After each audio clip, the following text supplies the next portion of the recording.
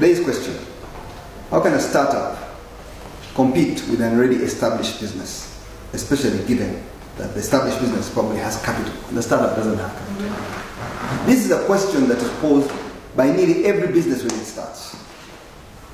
Businesses transformed largely about 150 years ago, when electricity was invented, around 1830.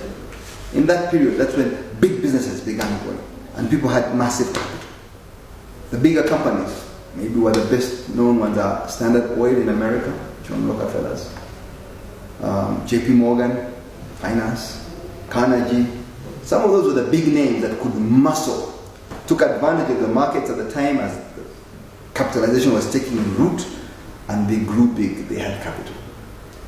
Some of them are still very powerful because they've invested wisely and they protected their money.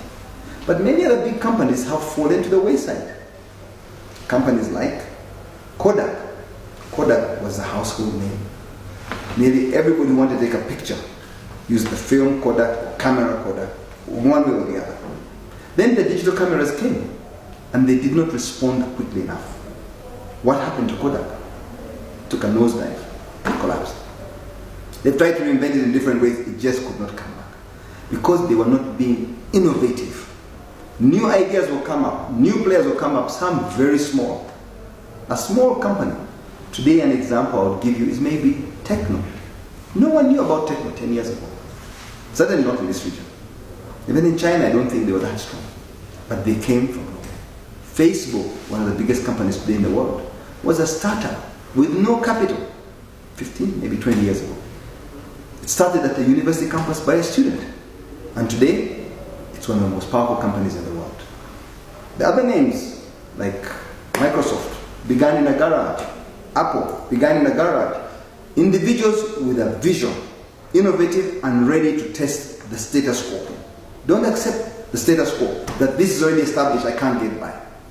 They took a chance and their time came. Opportunity was there, they seized the opportunity. Mark the word, seized means you've got to move quickly in the moment and run with it. So, it's like playing rugby. When you get that ball, you don't stick around, others they'll be all over you. You've got to seize the ball and run. When they're attacking, coming to you, you pass the ball backwards. So, business opportunities will always be available. Newcomers will come up.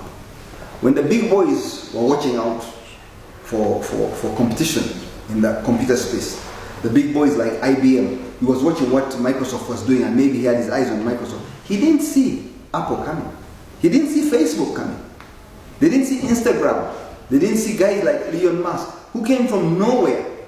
A guy who came up with Facebook and then sold it at a colossal amount of money. WhatsApp. Facebook was not sold. WhatsApp bought by Facebook. So some of these small companies come from nowhere, but they come and change the status quo. In America, there was a company called Blockbuster, and they had shops everywhere when they were renting out videos, and they were almost unstoppable. And then their time came and passed, and they didn't innovate.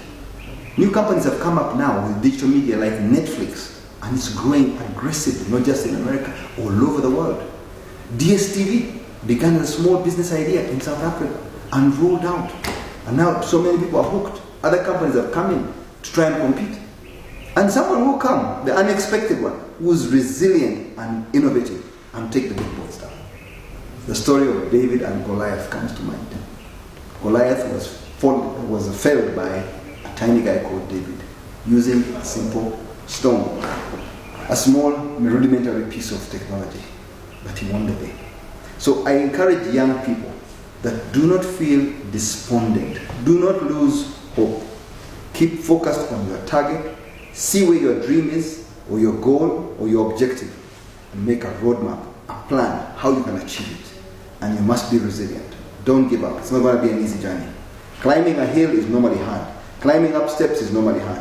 Coming down is a lot easier. But then remember, is you're going down. So, if you want to go up, you've got to work on it. And make sure you're determined to succeed.